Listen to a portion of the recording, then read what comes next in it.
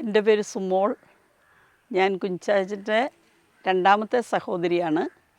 കുഞ്ഞിച്ചാച്ചൻ എന്നെ വിളിക്കുന്ന സൂസി എന്നാണ്. ചെറുപ്പകാലത്തെ ഓർമ്മകളിലേക്ക് വരുവാണെങ്കിൽ എനിക്ക് ഏറ്റവും ആദ്യമേ വരുന്ന ഓർമ്മ, ഞാൻ LP സ്കൂളിൽ പഠിച്ചുകൊണ്ടിരുന്നപ്പം കുഞ്ഞിച്ചാച്ചൻ ഇവിടെ കിളിരൂർ ഹൈസ്കൂളിലാണ് പഠിച്ചുകൊണ്ടിരുന്നത്. അപ്പോൾ എനിക്കെപ്പോഴും കുഞ്ഞിച്ചാച്ചൻ്റെ കയ്യെ പിടിച്ച് പോകണമെന്ന് ആഗ്രഹം. കുഞ്ഞിച്ചാച്ചൻ എന്നെ കൊണ്ടുപോകത്തില്ല. അപ്പം അന്ന് ഈ ഒരു ബോക്സ് ഉണ്ടല്ലോ, ഈ സ്കൂൾ ബാഗ്, ഒരു അലുമിനിയം ബോക്സ് പോലെയായിരുന്നു. അതും ഒരു ചോറ് പാത്രമുണ്ട് എൻ്റെ കയ്യിൽ. അതും ഞാൻ ആരുടെ കയ്യിലും കൊടുക്കത്തില്ല. അപ്പം കുഞ്ഞിച്ചാച്ചൻ എന്നെ ഇട്ടിട്ട് ഓടിപ്പോവും. ഞാൻ എന്നാ ചെയ്യുമെന്ന് വെച്ചാൽ വഴിയിലോട്ട് ഇത് രണ്ടും കളഞ്ഞിട്ട് ഓടിപ്പോയി കുഞ്ഞിച്ചാച്ചൻ്റെ കയ്യെ പിടിച്ച് പോകും. ആ ഒരു ഓർമ്മ എൻ്റെ മനസ്സിൽ ഇപ്പോഴും, പഴയ ഒരു ഓർമ്മ എൻ്റെ മനസ്സിൽ നിൽപ്പുണ്ട്. അതിന് ശേഷം വരുന്ന ഓർമ്മകൾ, ഓരോ ഫെസ്റ്റിവൽസും ഞങ്ങൾ ഭയങ്കരമായിട്ട്, ഗ്രാമപ്രദേശമായിരുന്നുകൊണ്ട് ഓരോ ഫെസ്റ്റിവൽസും ഭയങ്കരമായിട്ട് ആഘോഷിക്കും. ഞങ്ങളുടെ ചുറ്റുപാടുമുള്ള വീട്ടുകാരെല്ലാം, വളരെയധികം ആൾക്കാരും നമ്മുടെ അടുക്ക വരും. ഒരു ക്രിസ്മസോ ഓണമൊക്കെ നമ്മുടെ വീട്ടിൽ ഭയങ്കര ആഘോഷങ്ങളായിരിക്കും. അപ്പം ക്രിസ്മസിന് ക്രിസ്മസ് ട്രീ ഉണ്ടാക്കുന്ന വലിയൊരു ചടങ്ങാണ്. വലിയൊരു മരത്തിൻ്റെ കമ്പ് കൊണ്ടുവന്ന് ഭയങ്കരമായിട്ട് ഡെക്കറേറ്റ് ചെയ്യും. ആ ഡെക്കറേറ്റ് ചെയ്ത് കഴിയുമ്പോഴത്തേക്കും അതിന് ലൈറ്റുകൾ ഇടുന്നതാണ്. കുഞ്ഞിച്ചാച്ചൻ്റെ കരവിരുത് മുഴുവൻ അതിലാണ് കാണിക്കുന്നത്. ആ ലൈറ്റ് ഇടുമ്പോഴത്തേക്കും നമ്മുടെ ഈ മുറ്റത്ത് മണ്ണൊക്കെ കുഴിച്ച് പല കളറിലുള്ള ലൈറ്റുകൾ ഇങ്ങോട്ടിടത്തക്ക വിധത്തിലൊക്കെ ഭയങ്കര സെറ്റിങ്സ് കുഞ്ഞിച്ചാച്ചനുണ്ടാക്കും.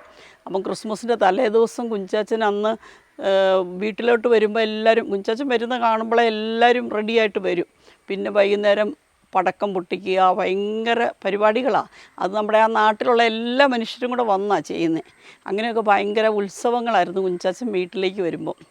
വീട്ടിലാണേലും നമ്മളെല്ലാവരും കൂടെ ഇരിക്കുന്ന സമയത്താണേലും ഭയങ്കര തമാശകളാണ്. കുഞ്ഞിച്ചാച്ചൻ ഒത്തിരി കുസൃതികൾ കാണിക്കും.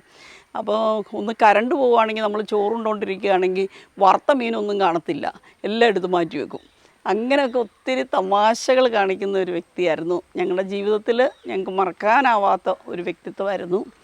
പിന്നെ സ്കൂളിൽ ഞാൻ 2 വർഷം ബോർഡിങ്ങായിരുന്നു. ആ സമയത്ത് എന്നെ സാറ്റർഡേയ്സിൽ വന്ന് ഷോപ്പിങ്ങിന് കൊണ്ടുപോകുന്നത് എനിക്ക് ഭയങ്കര, എൻ്റെ മറക്കാനാവാത്തൊരു ഓർമ്മയാണ്. അങ്ങനെ ഒത്തിരി ഓർമ്മകൾ കുഞ്ഞിച്ചാച്ചനെ സംബന്ധിച്ചുണ്ട്. ഞങ്ങൾ കല്യാണം കഴിച്ച് പോയി കഴിഞ്ഞാണേലും എപ്പോഴും ഒന്നും അങ്ങനെ വിളിക്കത്തില്ല. പക്ഷേ എനിക്ക് എന്തെങ്കിലും ഒരു അസുഖം വന്നെന്നറിഞ്ഞാൽ അന്നേരം വിളിച്ച് ഒന്ന് അന്വേഷിക്കാറുണ്ട്. അപ്പം കഴിഞ്ഞ വർഷം എനിക്ക് ഒരാഴ്ചയോളം ഞാൻ വളരെ മേലാതിരുന്ന സമയത്ത് വല്ലാണ്ട് ഞാൻ കുഞ്ഞിച്ചാച്ചൻ്റെ ആ ഒരു കോള് മിസ്സായിപ്പോയി എനിക്ക്.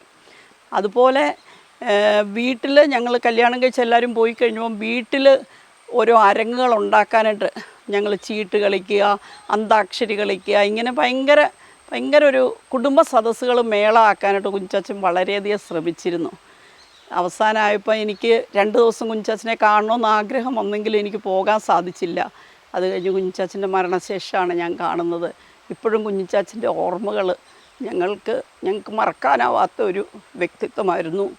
ഞങ്ങളുടെ ആ സ്നേഹവും ഓർമ്മകളും എന്നും ഞങ്ങളുടെ മരണത്തോളം ഞങ്ങളോട് കൂടെ ഉണ്ടായിരിക്കും.